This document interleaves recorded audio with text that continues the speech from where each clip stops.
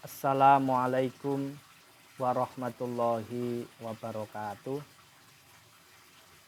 Salam sehat, salam sejahtera bagi kita semua.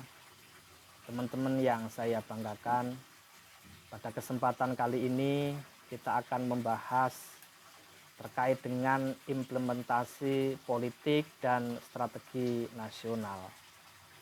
Kita tahu di dalam perpolitikan nasional kita paling tidak ada 4. Yang pertama, politik dalam negeri, politik luar negeri, politik ekonomi, dan politik hankam, pertahanan dan keamanan.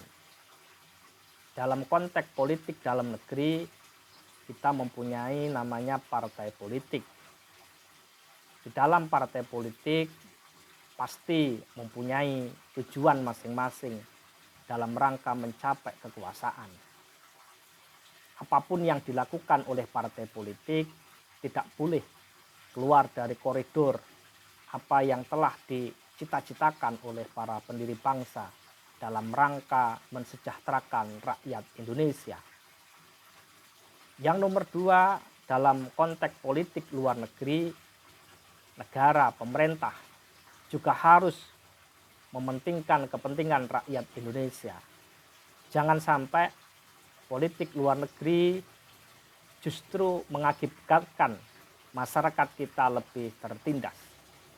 Saya ambil contoh bagaimana tenaga kerja Indonesia yang ada di Malaysia, di Singapura, di Taiwan, di Arab Saudi, di Amerika betul-betul dilindungi oleh negara kita.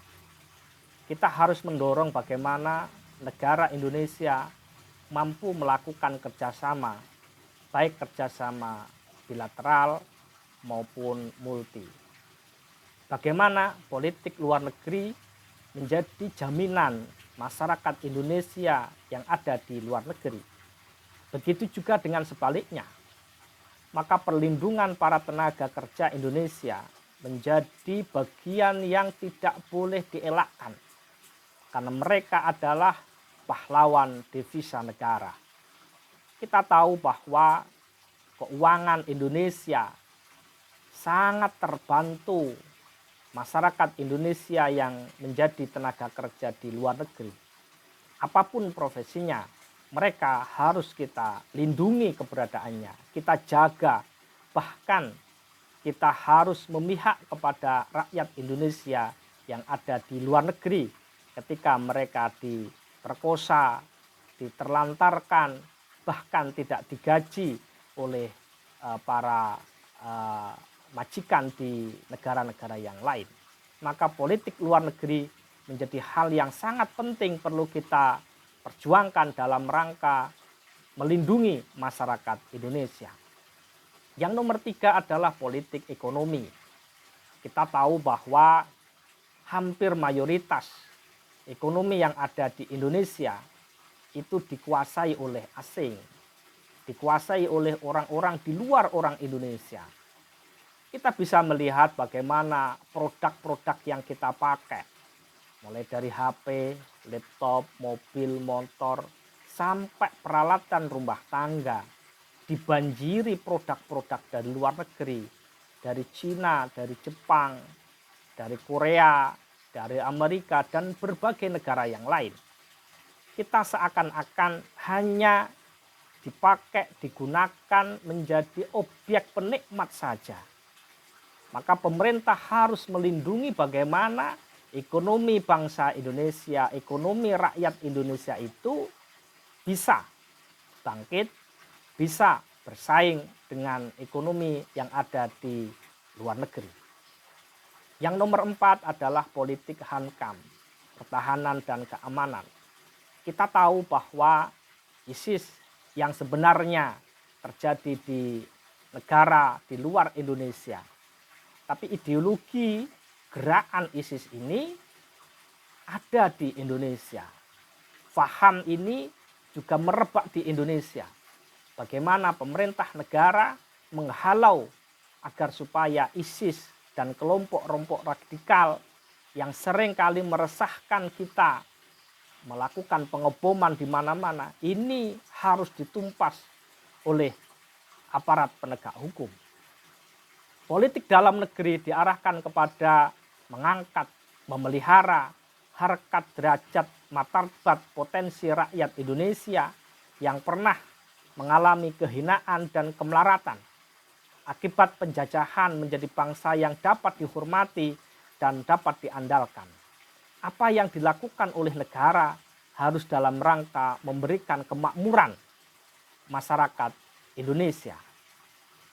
Politik luar negeri yaitu politik bebas aktif, anti imperialisme dan kolonialisme, mengabdi kepada kepentingan nasional, amanat penderitaan rakyat, serta diarahkan kepada pembentukan solidaritas antar bangsa, khususnya bangsa-bangsa di Asia, Afrika, dan non-blok.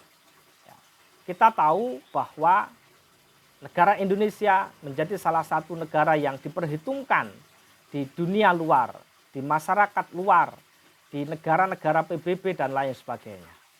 Begitu juga dengan politik ekonomi, swadaya dan swasembada tanpa mengisolasi diri, tetapi diarahkan kepada peningkatan taraf hidup dan daya kreasi rakyat Indonesia sebesar-besarnya. Jangan sampai politik ekonomi kita itu terjajah oleh ekonomi negara yang lain. Politik HAMKAM keluar, kita bersifat defensif, aktif yang diarahkan kepada pengamanan dan pelindungan bangsa dan negara. Ke dalam Indonesia bersifat preventif, aktif di dalam menanggulangi segala macam tantangan, ancaman, hambatan yang timbul dari dalam negeri. Artinya ketika ada upaya pemberontakan yang dilakukan oleh kelompok-kelompok tertentu, kelompok-kelompok separatis, kelompok-kelompok gerakan Aceh Merdeka, maka kita harus menolak, kita harus berjuang bersama-sama. Pemberontakan itu juga harus segera dihilangkan dari negara Republik Indonesia. Karena hakikatnya strategi nasional itu adalah kemenangan suatu bangsa atas peperangan yang ditentukan oleh para panglima-panglima yang kemudian mereka itu saat sekarang ini sudah tiada, dan kita sebagai generasi penerusnya harus memanfaatkan berbagai peluang kemerdekaan ini dengan mengisi kemerdekaan dengan nilai-nilai luhur apa yang telah dicita-citakan oleh para pendiri bangsa.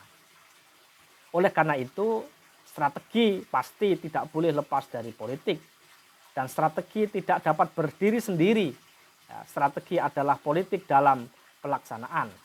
Oleh karena itu, strategi nasional sebenarnya adalah seni dan ilmu mengembangkan dan menggunakan kekuatan Ipolek Sos Budil dalam masa damai maupun masa peperangan untuk mendukung mencapai tujuan yang ditetapkan oleh politik nasional. Oleh karena itu, strategi pada dasarnya merupakan kerangka rencana dan tindakan yang disusun dan disiapkan dalam suatu rangkaian pentahapan yang masing-masing merupakan jawaban yang optimal terhadap tantangan baru yang mungkin terjadi sebagai akibat dari langkah-langkah sebelumnya. Dan keseluruhan proses ini terjadi dalam suatu arah tujuan yang telah ditetapkan sebelumnya. Oleh karena itu, di dalam strategi politik strategi nasional itu disusun paling tidak 3 bagian yang penting. Yang pertama adalah sasaran, ini yang direncanakan. Kemudian sarana-sarana yang tersedia untuk melaksananya. Yang nomor 3 adalah cara atau pencapaian sasaran dengan menggunakan sarana-sarana yang tersedia.